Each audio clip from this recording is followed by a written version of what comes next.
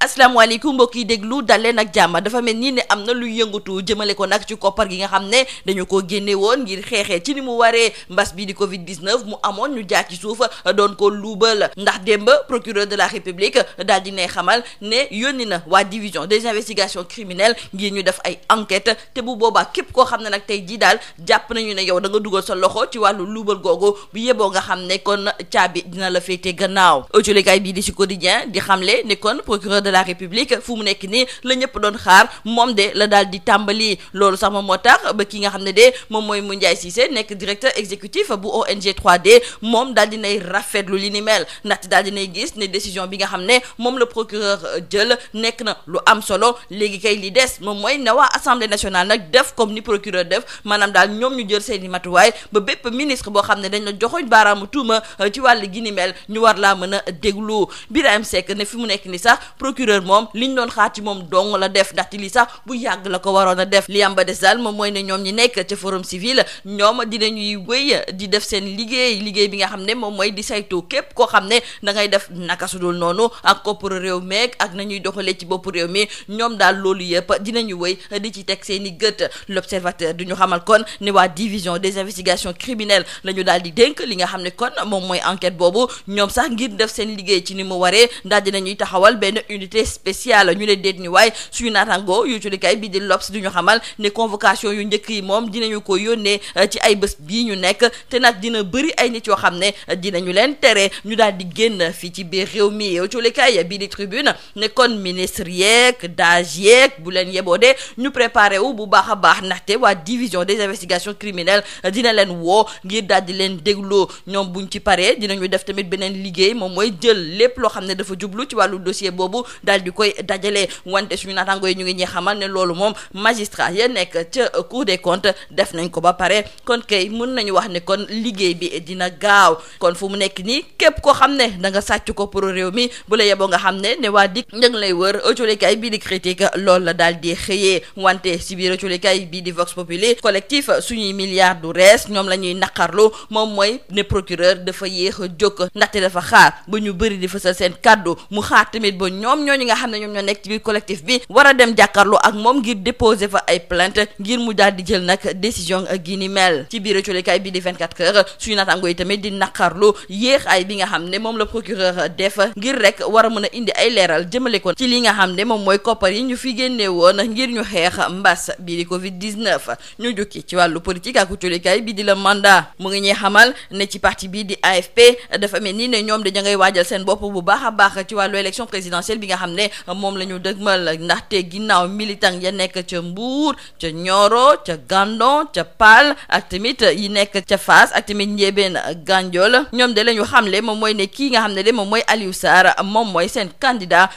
wu AFP ci élection présidentielle bu atum 2024 autolikaay bii di Le Mandat nekkoon dafa mel ni ne ci biir parti boobu nga xam ne kii di Moustapha Niass moom moo ko daal di jiite am na nag ñu tàmbalee fippu la ñu bëgg daal moom mooy ki nga xam ne moom mooy Aliou Sarr daal di nekk seen candidat jeexale ko ak inauguration wu université de Touba autolikaay bii di Le Peuple moo ñu xamal ne démb la ñu ko doon daloo fa li nga xam ne de moom mooy ci diwaanu Touba ma nga amee woon ci teewaayu xalif général des Mourides Cheikh Mouhamadou Mountakha Mbacké Bassirou ak tamit njiitu réewum Sénégal di Macky Sall ak yeneen dignitaire université boobu nag ñu ngi ko tabax ci suuf su toll ci fanweeri hectare jël koppar gu weesu fanweer ak juróom-ñaari milliards daal di ko ciy dugal université boobu ci lu tolloog fukki junni ndongo mën nañu fa jànge te nag mën nañ leen tàggat ci domaine yu bëri université boobu nekkoon bëgg-bëgg Cheikh Ahmadou Bamba Mbacké tey jii nag Serigne Mountakha Mbacké moom moo ko fi daal di dëggal lii moo nekkoon mbokk jëlukat yi li gën a fës ci biir ëcculikaay yii ñu leen di ñaanal njeextalu bës ak jàmm. Mesdames et messieurs, bonjour. Rapport de la Cour des comptes sur le fonds Covid-19. Le procureur de la République a annoncé hier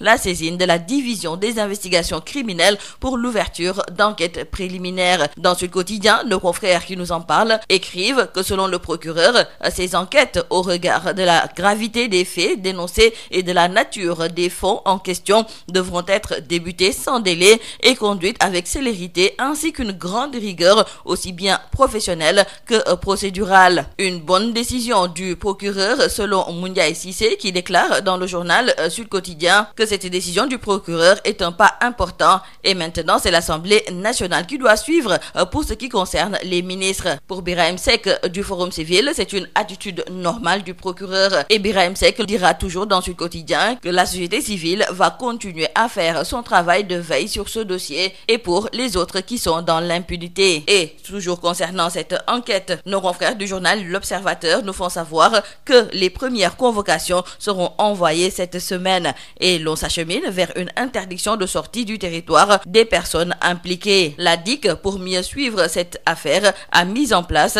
une unité spéciale, nous informent toujours nos confrères du journal L'Observateur. Et entre autres, retenons avec nos confrères du journal Tribune que mission est donnée aux enquêteurs de constater la matérialité des faits dénoncés, d'en rassembler les preuves, d'élucider les circonstances qui ont entouré les actes sus évoqués et d'identifier s'il y a lieu l'ensemble des auteurs et des personnes qui ont facilité ou aidé à la commission des faits ou profité d'une manière ou d'une autre des produits du crime. Ce travail ne doit pas être difficile pour les enquêteurs, d'autant plus que les magistrats de la Cour des comptes rompus à la tâche ont déjà constaté les infractions et désigné les auteurs. Donc retenons avec nos confrères du journal Critique, désormais la DIC est aux trousses des voleurs de la République. Cependant, dans le journal Vox Populi, c'est le collectif Suñu Milliard Dourès qui se désole de cette lenteur notée dans cette traque. Pour ce collectif, le procureur attend que des citoyens réengagent le combat, qu'il y ait cette initiative de plainte populaire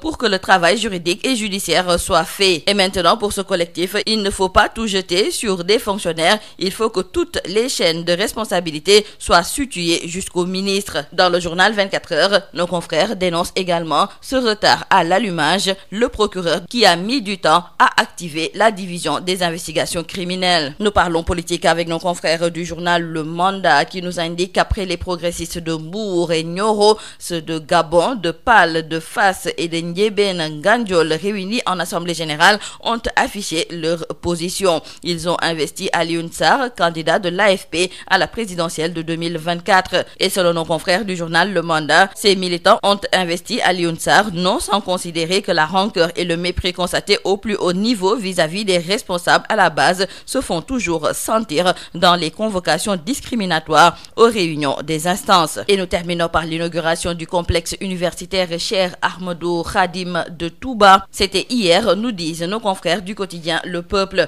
Et ce complexe a été inauguré sous la présence du khalife général des Mourides, Cheikh Mouhamadoul Mountakha Mbacké Bassirou, qui avait à ses côtés le président de la République et bien d'autres dignitaires de la confrérie et des membres d'autres familles religieuses du Sénégal et ailleurs. Cette université, bâtie sur une superficie de 30 hectares et qui a coûté 37,7 milliards de nos francs, est acquis sur fonds propres. Il prévoit ainsi d'accueillir à terme 10 000 apprenants dans des domaines si variés de l'enseignement général et de l'enseignement religieux. Elle va également offrir des possibilités d'apprentissage à tous les Sénégalais, préparant à diverses carrières et aidant à développer des compétences en matière de résolution de problèmes. C'est tout à vos journaux et très bonne lecture.